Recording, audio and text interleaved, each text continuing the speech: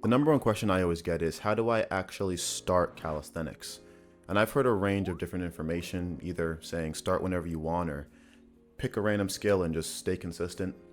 Now, I wouldn't say that's inherently wrong, but me personally, I'm a very systematic and efficient person. I've always been that way. That's why I went into computer science. So with that being said, I believe I crafted the best way for beginners to start and efficiently progress through calisthenics through all the various stages. And to accomplish this, I've broken down the starting stages into 4 separate sections: pushing, pulling, core, and legs.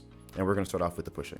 So for your pushing strength, you wanna get the push-up down. You wanna get it with correct form, slow tempo, full range of motion. That is what mastery is. And it's the same thing for your pulling strength. You wanna master the pull-ups and do the exact same thing. Now, I do understand that most of you are gonna hear this and immediately go, I can't do pull-ups, I can't do push-ups. And if you do fall into that category, do not worry. I've already made tutorials for both of these. I'm gonna put them in the top card up here and also in the description. So just click those videos, watch the tutorials. You're gonna know how to do a pull-up and a push-up. It's also gonna be in my beginner playlist, so you can check it out there. Next up, we have your core strength.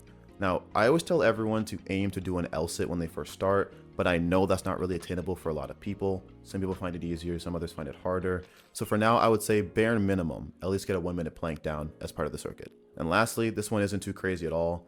Just give me 20 bodyweight squats. I think everyone should be able to do this. I think we're all pretty okay with squatting. And if you're not, you now have a new strength goal to target. Now, once you've completed the 4 pillars, all the pushing, the pulling, the core, and the legs, I want you to do this routine: 10 pull-ups, 20 push-ups, 1-minute plank, and 20 bodyweight squats. This is gonna make up your intro beginner circuit. So just do every exercise one after the other before going into your rest period. So that means push-ups, pull-ups, core, legs, do that all, and then take your 3 to 5 minute rest.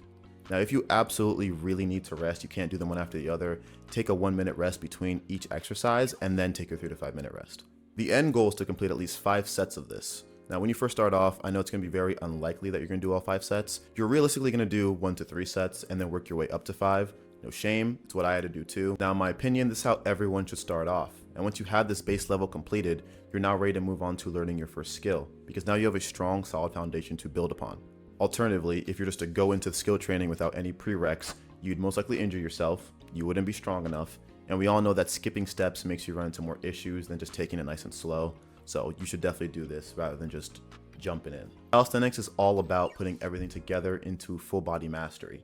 You're going to master each steps individually, like we just explained, and then you put them all together, and now you have your solid foundation, and then you start doing your skill training. That's what makes sense in my head. It's what worked out for me. It's what I tell my clients to do. It worked out for them. I don't see why it wouldn't work out for you. Now, if you're just starting out, chances are you have some pretty garbage mobility. You probably sit around all day, don't really move around too much, especially if you're an office worker or in corporate. I know I have a lot of computer science guys in here. You guys don't move ever. So you're probably struggling with that. When you start training calisthenics, you have to intentionally try to fix this. The main pain points I usually see are in people's shoulders, their wrists, their elbows, and their lower body, hamstrings, quads, things like that. Lots of tightness. People can't really move too well and might even have some pain when they try to use those muscles or joints. I do plan on making videos in the future addressing those issues individually, as they are entire videos themselves, but I just want to cover it for you now. So if you run into this issue in the future, you're not like, oh, calisthenics isn't for me. You just know, okay, I have to work on these things, and then you can push past it. Your training schedule is going to evolve over time as you get deeper into calisthenics, but for right now, the circuit I just mentioned is what you want to be doing at least 3 times a week. Now, for rest and recovery, if you think you've done something wrong and you've injured yourself, please just take the time off. There's no reason you should be going in there the next day trying to force it. You're just gonna hurt yourself even more. Take the time, listen to your body, wait till the inflammation dies down to feel a little better, then come back in and reintroduce it lightly. Don't just like go hog wild back into the intensity you're at. Slowly introduce it, test the waters, make sure your body's adapting. Like, okay, my body's okay with this, moving it up, and then you'll be back to your normal self. Also very important, you do not want to be training the same muscle group day after day. That's why when I train, I do every other day. You don't really want to be doing it back to back, because then you're gonna have no time to recover.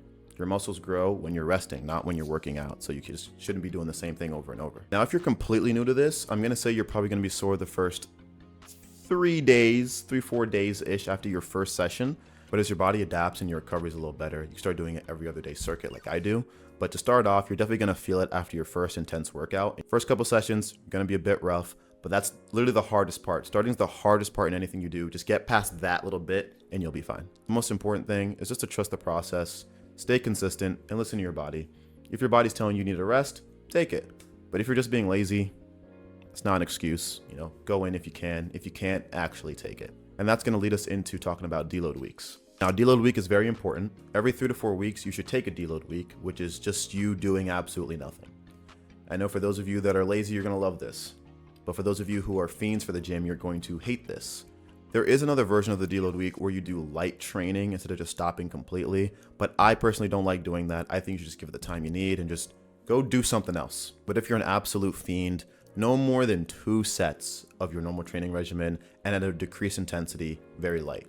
You have to let the recovery set in. You can't just be interrupting it by training more. Now, when you're starting off, you may not need all the equipment that I use or everyone else uses, but surprisingly, a lot of it is actually very useful and everything serves a purpose that you will need. So if you want a good breakdown of all the equipment you're gonna need, I already made a video on this. I don't know where I'm gonna put it, probably in a little card. I'm also gonna put it in the description, but I have a whole video breaking down all the equipment that I use. I'd recommend you to use. Give that a watch if you wanna know what equipment you want. It's gonna be right there. Now, if you do need additional help or guidance on top of what I'm telling you now, I do have 2 additional offerings. Firstly, I have a beginner program or community where all my information is already available. I made multiple videos. It's all there ready to be viewed at your own pace whenever. And you can also ask questions in the community if you need some more feedback, you need some more VOD reviews, that kind of thing. That's gonna be linked below in the description. And I also offer one-on-one coaching, similar to the community, but this is just you and me. You know, you download the custom app, I review your footage myself, we talk, I put a routine together, I put your meal plan together, personal insights, any problem you're having. It'll basically be like having me in your pocket 24/7, if that's something you're into. If you're interested, all the links for those things are below in the description. The last thing I want to touch on is what you're putting into your body. Please make sure you're eating properly. And I know, what does that even really mean? Just stop eating all the junk food. You have a general idea of what's good and what's bad. Things high in sugar are terrible for you. The more sugar you eat, the more fat you gain, the heavier you are, the harder calisthenics is. And calisthenics is about having as little dead weight as possible, and excess fat is dead weight. I personally eat things high in protein and carbs because I want to make sure my body has the fuel it needs for its training. That's my main focus. But even when I was reviewing my diet and my personal needs, I realized I needed more fiber and iron in my diet. So I started eating more beans, whole wheat pasta, protein pasta, things of that nature.